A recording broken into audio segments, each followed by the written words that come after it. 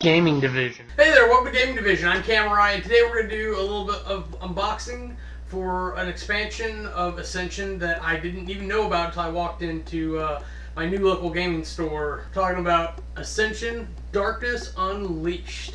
So I'm going to take my handy dandy knife here, cut into the box, or the plastic rather, and see what we got inside. Alright, inside of the box looks something like that. You get your silly little rule book that I get to scan in at some point later on. You're going to get a baggie of honor, and you're going to get a bunch of cards. Now this is an expansion for Rise of Vigil.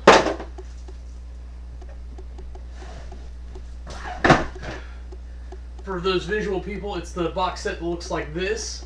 So theoretically you could play it by itself, or mix it in with Rise of the Vigil, or if you're like me and you like super epic games, you can roll everything together. Now you get more of the standard cards: Apprentice, Militia, Mystic, Heavy Infantry, and the Cultist.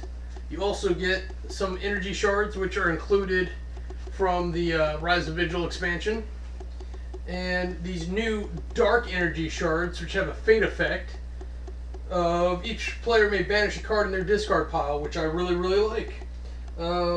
There's not nearly enough of them here for when you mix up all the expansions, but these other energy cards will help, and the dark energy, just being energy cards, will help out quite a bit. And just like I was saying, they actually included a whole stack of extra energy cards specifically for mixing this set and Rise of the Vigil with other sets. They also include this little warning card to talk about the extra energy shards, like I just mentioned, and these new transformed cards. Okay, so the way transformed cards work is essentially it's Super Saiyan. If you've got a couple energy to play with the card, you can use it to transform that and play its next evolved state, essentially. Some of these have double-sided cards for you as well, just to, I guess, make it easier to flip it over and whatnot.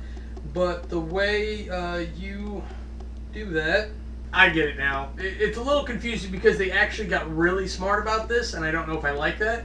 But they have these double-sided cards for people who play with sleeves, which is always a good idea to protect your cards because, let's face it, they get beat up after a little bit. So if you do not play with sleeves, like I don't because there's just too many friggin' cards, you have the single-sided ones, so you only need to play with one version of each, and then the Super Saiyan transformed ones, you do not actually put in that center row deck.